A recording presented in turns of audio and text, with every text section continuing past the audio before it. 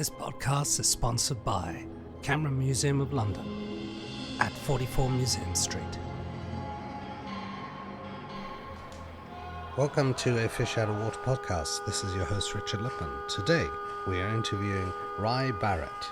For this I'm producing Sean's film Idaho Winter. And where are you from? We're from Canada, Toronto region. I just saw a movie by Chris Nash. Oh yeah, In a Violent Nature. How was it? It was horrible. My friend produced that. More than that, I don't think I couldn't go to BIFFF for 3 days because I needed to recover. Just from the utter violence of it all? Yeah, and that's the lovely way to the hear. woman was killed, by the cliff. Yep. Wow. That's the best scene. I think they're very proud of that one, and they should be. Hi, Rye. 1, 2, 3. Yeah. Okay, can you hear me? All right. sorry about that, man. I don't know what was wrong. All right, it's recording. Let me just record this on voice just in case.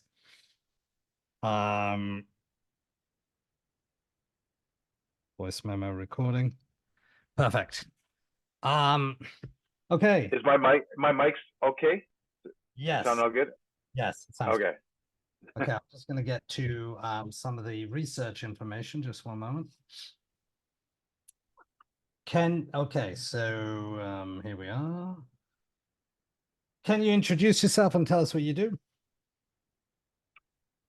I'm Rye Barrett. I play Johnny in the movie In a Violent Nature. How did you come about to play Johnny in A Violent Nature? I'd done a bunch of work previous, and the director and some of the producers, I guess, had known some of the stuff I'd done, and they got in contact with me when we they actually had already previously shot the film, and things didn't work out. They had to basically reshoot the entire film, and they got in contact with me, and then we did some meetings and some tests, and that's that. The film that they shot, did you ever see the first version of the film?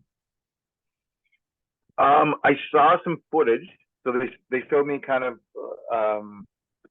some of the previous shots, just to kind of give me an idea of exactly what they were going for. I saw a few scenes here and there which were kind of completely redesigned and reshot. So it was interesting to see that ahead of time and to see what they wanted to do with it. Did they hand you a script? Yeah. I got a script.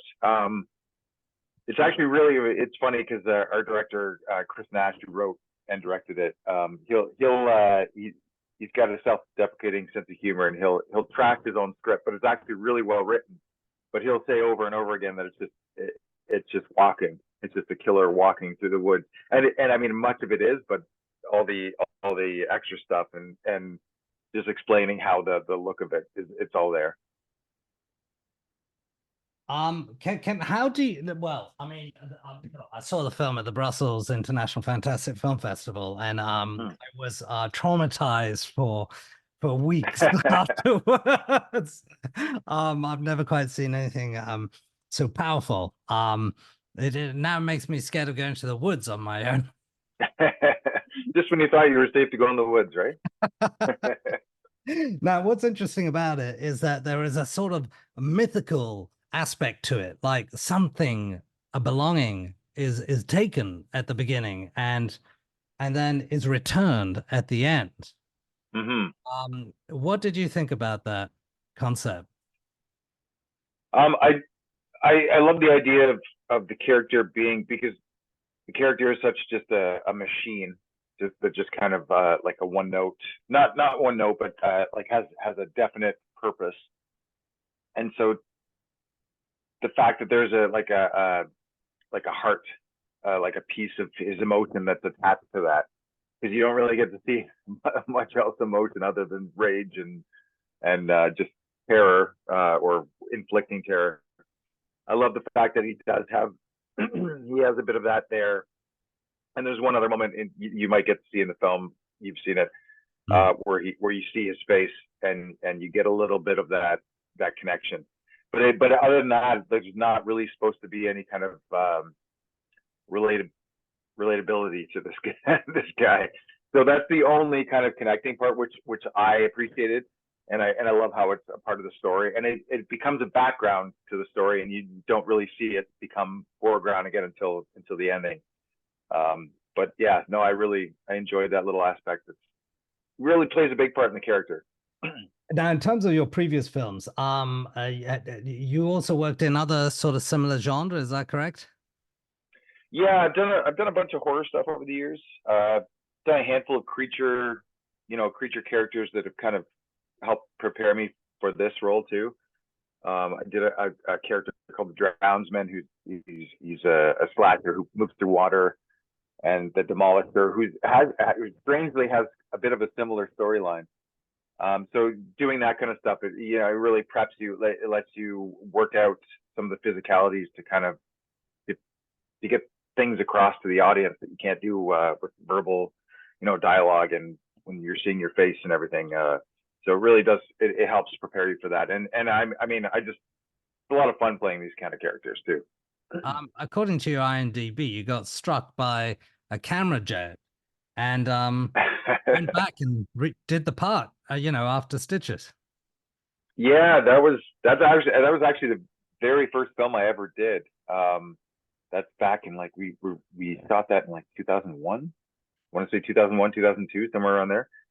And we were literally a bunch of kids out there just shooting a movie. My two of my best friends wrote and directed it, and I ended up playing the lead because it was more of an experiment than anything. And we were shooting out there, and there was a jib, and people were off doing their own, because obviously this was a very amateur shoot at the time, and I was standing underneath the jib when the weights came off, and the thing just fell right down on my head, split my head open. I got 14 staples, and then I came back and we finished the scene. But that movie is not a great movie. It's kind of funny to watch. It's called Desperate Souls. Lionsgate and Alliance ended up distributing it. But by the way, are those stitches still there? Is there a scar or? There's a scar. If I shave my head, yeah, you'd see it. It's kind of right in the middle of my head, and it's about that long. Right. Tell me, what does it take to become that monster? I mean, in a violent nature, what does it take? What are you preparing? What are you thinking? How are you getting to that role? It's honestly, a lot of it's the physicality. Obviously, you kind of gotta give yourself. Sorry, my cat's hopping over here. I give myself some rules to kind of play by to keep the consistency. Like what?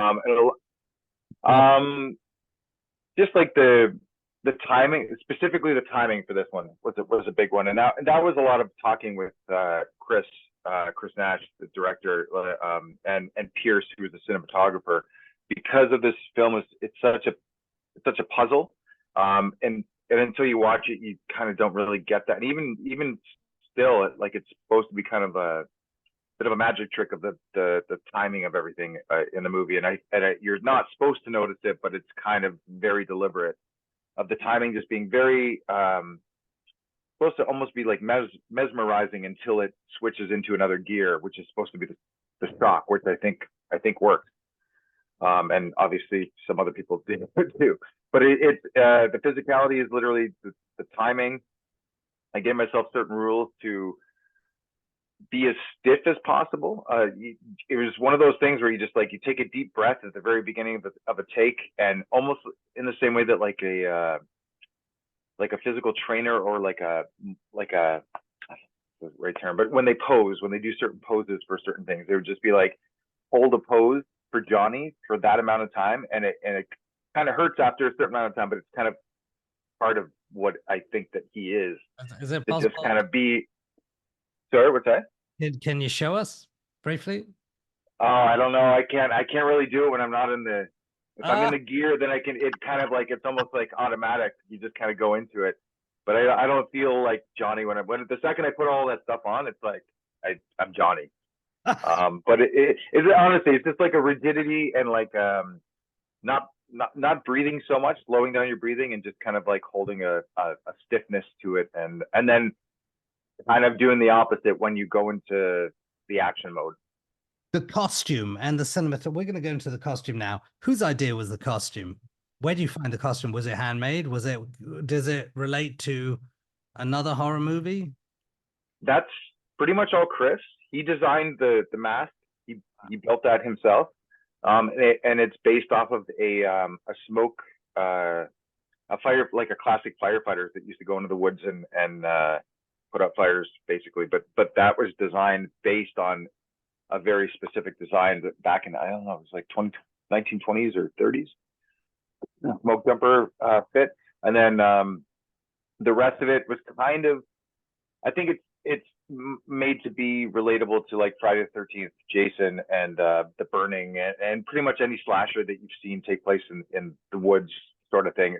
They really needed Chris like specifically wanted a relatable design so that people could immediately latch onto, know exactly what kind of character this is, and just go for the ride. So you don't have to figure out too much right off the bat.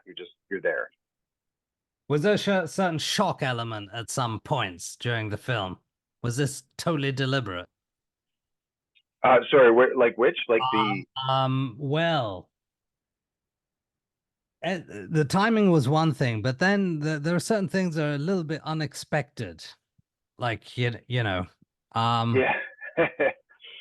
Yeah, I mean, as far as I know, everything was designed, and having been there on the days, and for all the special effects were all pre-designed way ahead of time. So everything was very much, and Chris had storyboards as to exactly what was going to happen with the kill scenes and the special effects. And I mean, he's a big special effects guy, and all the people that he worked with are like, they're the best of the best.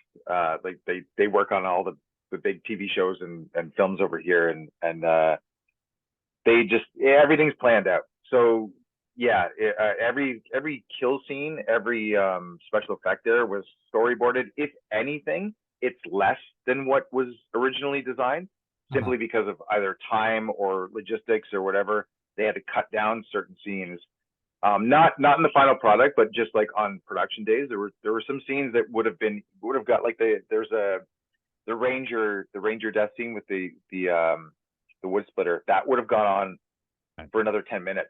But they kind of realized, they were like halfway through the shoot, there's so much blood, they're like, we don't need to keep going. Like, this is, they were gonna do every limb. But yeah, it was enough, and I think it works as what it is. What was your favorite scene? Favorite scene? The yoga, the death on the cliff. There's a specific thing, and I can name a bunch of stuff about that, but if you could, watching it getting done, like the special effects, the fact that they like, so there was a certain point where I kind of stepped out, and then it all became an effects. And then you'd see my leg, and I'd pull my leg out, and then they'd go in it, and that was shot over the course of, literally, we started shooting it with the opening of the scene, and then for whatever reason we couldn't finish the actual effect. We came back a year later to the exact same location and finished the scene. So that's kind of fucked up when you actually think about it too. And you look at the location, that actually, like, they matched it. Like, they went back and did a bunch of stuff, work to match that. But my specific favorite part of that, and then there's a ton of it.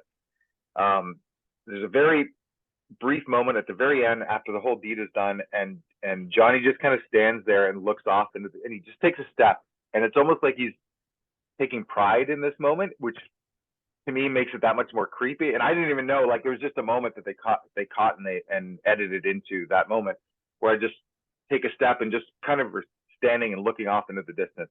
That's my favorite part of the movie. I don't know why, but I just love it.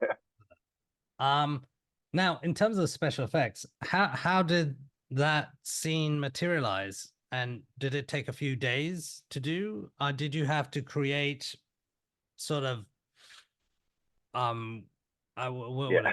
it's the scene of the heads or bits and pieces Yeah.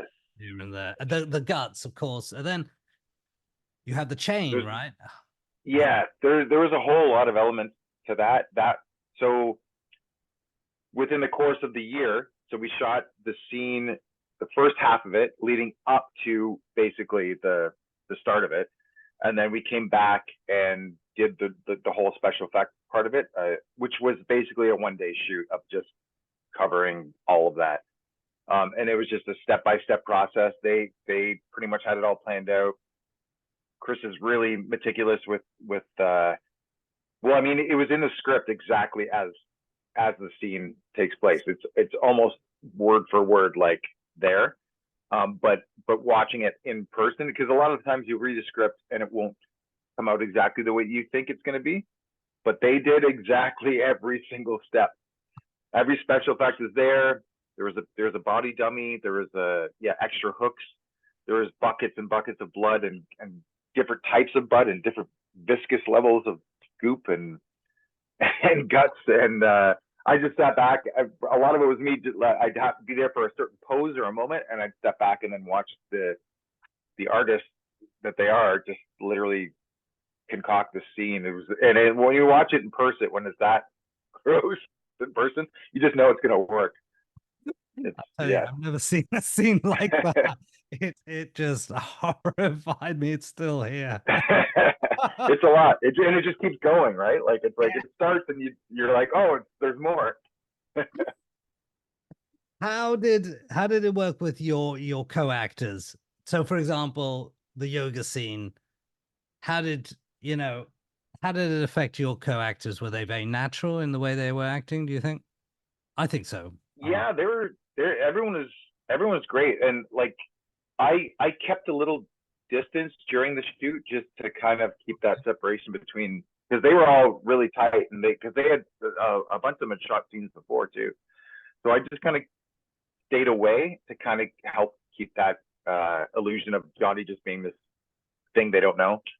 But honestly, when I was working with them, it's like you can't help it. You try to help each other out and everything as actors, and they were great. They were Charlotte during that scene. She was relaxing in between scenes with a giant hook protruding prosthetically through her stomach, and just chilling out in between, and then back into screaming. And there was a certain point where it switched over from her to the dummy to the effects too. But like, yeah, they all did their part. They get covered in blood, and they were all troopers for it. And they're great. They're all great. I was very impressed with another actress. She was actually I'm not going to say too much about it. So not as to spoil the scene. Chris as a Andrea. Andrea's great. Yeah. Especially at the end. I mean, that scene was almost like, some illusion dream, like some shiny Wizard of Oz moment, but in a creepy car in this creepy yeah Andrea's fantastic, and she's a sweetheart, and she's great to work with too. But she's a great actor, and she really sells the ending of that there's that moment where, without spoilers, where they have a plan and it doesn't go the way that they plan. And she's just kind of reacting to it. And it's this great moment where you just get to watch the terror in her face and then see her go afterwards. And then and the whole following scene in the car too, or in the truck, which was a great scene. If you're a fan of Texas Chainsaw Massacre, Chris Nash actually designed that to be, that's sort of supposed to be what that conversation would be at the end of Texas Chainsaw Massacre when she gets away in the truck. It's supposed to be kind of be parallel to what would that conversation be and what would that be about, and what it's kind of that moment after the fact, which I really enjoy. And I love the fact that it builds up this tent. It's got that Halloween kind of feel at the same time, where you're just like, Johnny's gone, you don't know where he is, but he's still out there, and they're talking about this bear, and it's a great moment. It was incredible. I met the director of Texas Chainsaw Massacre a few days before he died. Oh, really? At Comic-Con in London. I'm a huge fan. I remember he told me, Actually, I made that film with my students. Yeah, which is wild. I mean, I you was watched the holding behind the the scenes. camera as well. He was holding the camera, and um, sounded like it was a lot of fun. Yeah, yeah, it was. That was. I think films like that are kind of a product of being in the place and just doing. And this film was sort of the same thing. It was a very small crew and cast. There was not. It's not a big. There weren't trailers out there. There weren't. It wasn't a big studio kind of film. Like we were out there in the middle of the woods with black flies and mosquitoes attacking everybody, and it was a very small, dedicated group of people who were there for the film because they knew what it was and they believed in it. How many days did it take to film? I mean, would you be there from like 6 o'clock in the morning until midnight? Depending on the day, the hours were actually pretty good. We did two different shooting blocks. Well, we did actually. There was a few different shooting blocks because we did some pickup days here and there for specific like effect shots and stuff. But there were two major shooting blocks, and I think each one was probably around 12 to 14 days, somewhere around there. It's a bit of a blur for me, honestly, thinking back. But we did, yeah, it was about like maybe 22 days altogether, and then a couple of pickup days here and there for mainly just special effects stuff. It was they needed to pick up a kill here or that, and we go back and shoot a day, and it would honestly be like a day of special effects for a specific kill scene, and then everything else would be kind of spaced out. So your character in the film, he's called Johnny. Did Johnny say a single word? Ronnie doesn't say a single word. No, he doesn't. He doesn't speak. I went in and did some voice work, just a bit of grunting and noises for certain moments. But even that, like I said that I'd do it. Like if they needed that, just to have it if they needed it for anything. But I mean, I don't think it even. There's like a little bit that they used, I think, but it's not really necessary, I think, for the character in general. But it's just to give him a little bit of breathable life sort of thing. But yeah, Johnny doesn't say a word. How did you feel in the costume? Great, honestly. It's like, and I've been doing some fun promotional stuff recently where I actually go to locations and I'll dress up as Johnny for screenings, and we did it at Sundance, and we did it at the Overlook Film Festival, and I'm doing it again next weekend in New York for a screening. And it's like the second it goes on, I just feel like Johnny, and it's fun because no one sees my face. I can just kind of zone out and just play that character, and it's just fun to do. Like he's a thing. Were there lights, or was What's it that, like lighting? yeah, or was it shot naturally? For the most part, naturally. Almost everything is natural lighting. I think the only time we really kind of used lights were some of the nighttime scenes, like in the ranger building, right, and around the fire, maybe. But they didn't use much at all. Most of it was all natural lit. And Pierce, our cinematographer, he was kind of on top. He was on top of that, but everything else was natural lit, and he just kind of was always finding the light and finding the right angles, and with Chris and talking about like where we should be walking and what direction and everything, depending on the time of day and everything. But yeah, it's pretty much all natural lit. And I thought it was a bit unusual, the 4:3 format. Was there an explanation for that? Yeah, that's another thing, but I didn't realize that actually until we were halfway through shooting. But Chris designed that specifically for the same reason that he wanted to have people connect with this, as that it was supposed to be like an 80s slasher. It's a nod to all of those kind of outdoor, and the fact that most of us saw those movies on VHS when we were younger. That's how we experienced that first kind of that framing and everything. And that was exactly from what I've heard from him, that's exactly what he wanted it to be, just to kind of connect to that. What was it like working with Chris? How does he direct? Great. I mean, he's a really intelligent guy. He loves he loves film. I mean, he's very picky with what films he loves, but um, he, he really, you can just tell he like appreciates when something is done a certain way. And the fact that he's so tactile with hands-on special effects, and that he's done that from day one. Like he's one of those guys that just started shooting films with his friends and working things out and figuring out how to do things, that it's, you know, that it's a very practiced, well thought out just term for him in general. And working with him with somebody who knows, you can just tell when you step onto a set and the director just knows exactly what they're doing. It's a really comfortable feeling to be in as an actor, because you're like, they know what they're doing, you know exactly what this is going to be, and it's nice to just kind of sit back and trust that.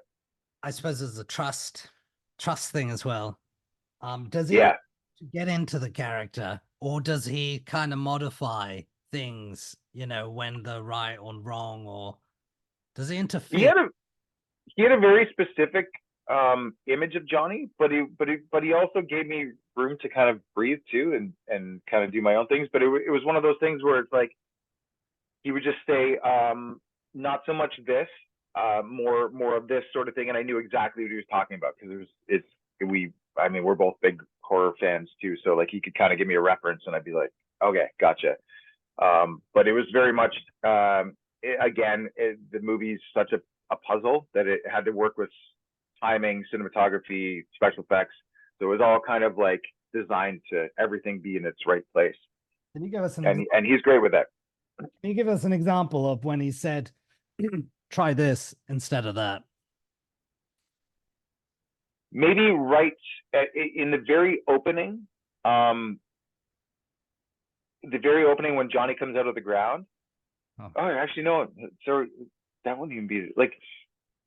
I think actually, here's a good moment. There's a moment where Johnny walks up and looks down at an animal in a trap, and I kind of had more of a, because it was one of the earlier moments where Johnny is walking out right after he comes out of the ground, and so I thought that Johnny should be kind of more active at that moment, more breathing, because he just came back to life and everything.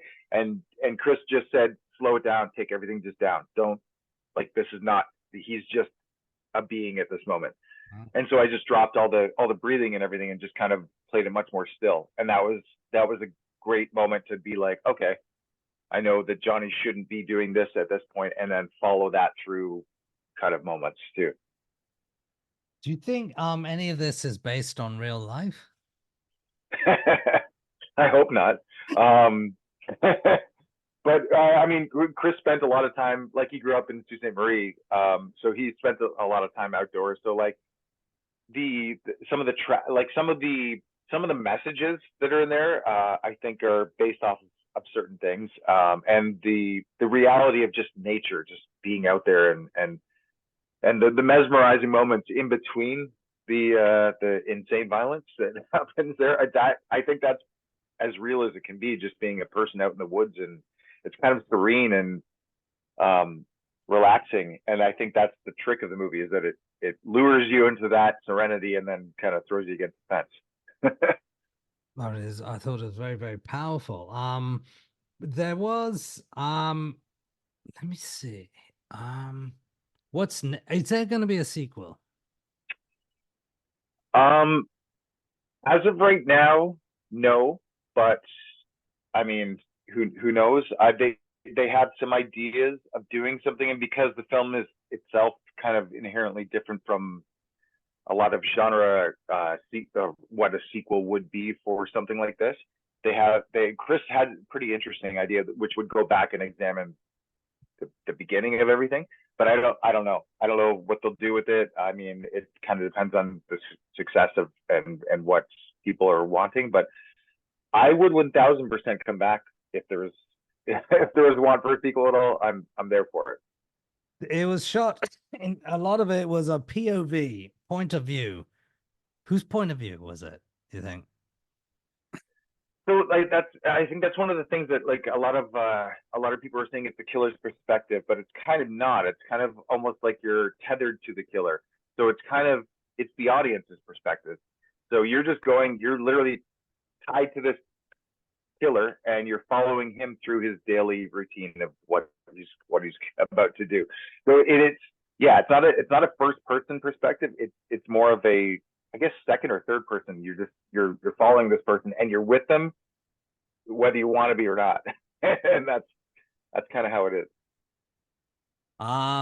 You've done some series before and other things. Tell me what are your influences? I mean, when you act and get into a role, are you thinking about something, someone? Is it a feeling? Is it?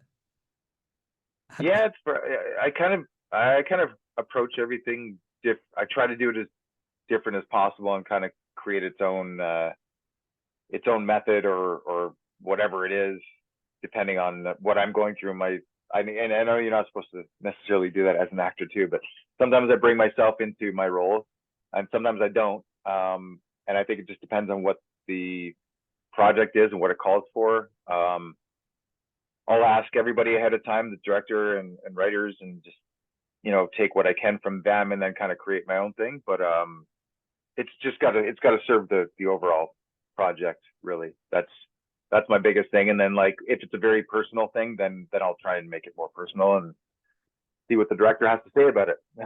But yeah, it's always a different thing. I feel like it should always be. Do you think it's actually possible to create another Blair Witch, but with total improvisation as a horror in the woods? That's tough. I don't know. I feel like the original Blair Witch is it's like magic in a bottle. It's just lightning in a bottle, I guess the way. But it's such a unique thing that I don't know if they could.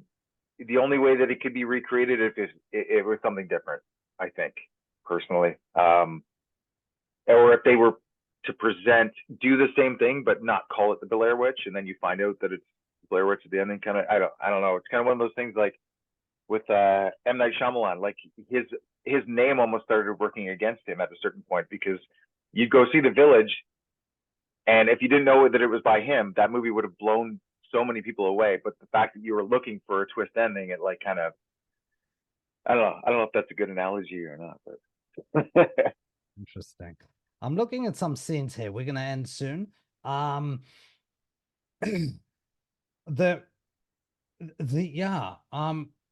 didn't quite, I mean, this, at some point he's underwater for quite a long time. Is that possible in real life? How did you, were you literally underwater? So yeah, I went underwater. That was a difficult scene. I had while we were shooting that, I had just I dislocated my knee actually right before that. And I already have a bad knee. So I was already wearing a brace on one knee, and I had to wear a full-on brace. I was actually on crutches, and I didn't tell them at that point, because I knew how much shit they had been through, and I had a brace. I knew that I was safe. I knew I wasn't going to damage myself. But yeah, so I went into the water with everything on. I had to put on a diving belt that would weigh me down, so that as I hit the water, I wouldn't sink. I wouldn't float, because a lot of that, the silicone and the helmet and everything, they're very buoyant. So I think we actually had the helmet connected. We attached it to the suit, so because it would just pop right up. So I had to walk down slowly, and that lake had a very steep decline. So I would walk into it, but then I'd also kind of bend my knees to make it look like I was going in deeper, quicker, so that I didn't have to go into the really deep area. And as I went underwater, I actually had to reach up and grab the helmet and hold it down, because it would pop up. So I had a bit of a breather. It would slowly fill up with water, and I'd take a deep breath and then just stay under as long as I could, so that the ripples would stop. And then the camera, and then editing, they overlap that. But I was probably only underwater for maybe, like, I don't know, as long as I could hold my breath, 30 seconds, maybe a minute tops. But with all that stuff on it, you kind of panic a little bit too. So I did what I could. And then on the other side, it was literally just like duck down underneath the dock and then slowly rise out of it, kind of thing. So it was a little scary, but not like they had lifeguards there, and it was safe. So and the person on the other side, were they actually floating, or was there something else floating? I think that was a body. I think that was a dummy, the floating part. So she was there, and then when she goes under, then they cut, and then I'm pretty sure it was a body dummy that floats to the top. When you were mutilating some of these limbs and everything like that, you said that Chris gets involved in special effects. How did he get involved in that one? Oh, sorry, which Chris? Yes. I think he's been working on he worked on shows and movies, and like he did a bunch of his own stuff and was friends with guys who did stuff, and then he's worked on like a bunch of big productions and stuff. So he knows the film way of doing everything, and then he knows he has his own tricks too that he comes up with stuff and that is fucking phenomenal too. So he's just one of those guys that like he just gets how it's done and that it's a magic trick on camera and how to like pull that off. When you were putting those limbs through the saw, was that a real saw at the time? Oh, so which part? So I think there was, I think something was crushing through. Oh, is it the rock? The part with the rock? That was the part. I think you dragged a person somewhere in a okay. The right. The wood splitter part. Yes. So then that entire so they were looking for a long time for a very specific wood splitter to use for that, to like kind of maneuver it and make it work the way they needed to. But they couldn't find what they wanted. It just nothing looked right on screen. So Chris actually built that. That's a specifically built machine that was actually run by people were literally holding it, shaking it, and moving the axe into place and everything. So all the motor that you're running is not real. That's all added. The entire thing was literally just handheld and designed by Chris, and it looks very gnarly. And I don't think you'd be able to find one that looks that threatening probably in real life. It was indeed. Okay, well, thanks very much. As to the future, if there could be one role you could do in the future, what would that be? If Clint Eastwood directs a Western, I'd be in that in any way that I could. Other than that, I mean, like I'm a huge movie geek, so honestly, any great director and the right kind of film, I'd be there. Apart from this film, what's your favorite film? As far as the genre film goes, I'd say John Carpenter's The Thing. I also love Once Upon a Time in the West and Once Upon a Time in America. And other than that, I love a lot of 80s and classic noir stuff too. Okay, Chris, and Rye Barrett, fantastic. Look forward to your next adventure and episode. Thank you, and see in a violent nature. Is there a philosophy behind that? Is there a message for the audiences you'd like to leave? You know what? I'm going to leave that up to the audience, because other than that, it's just a wild ride. It's something very different. If you're looking for a slasher movie or a horror movie, it's not going to be what you expect. And I think go in with an open mind and just kind of enjoy the ride. Thank you very much. It was a pleasure. Yeah, thanks for having me, man. Thank you. Well, I'll be in touch with the podcast soon. Yeah. All right, my man. Well, thanks for having me on, and that was a good chat. Good questions. Thank you, Ryan. Enjoyed it. All right. Take care, my man. Thank you. Bye. This podcast is sponsored by Camera Museum of London at 44 Museum Street.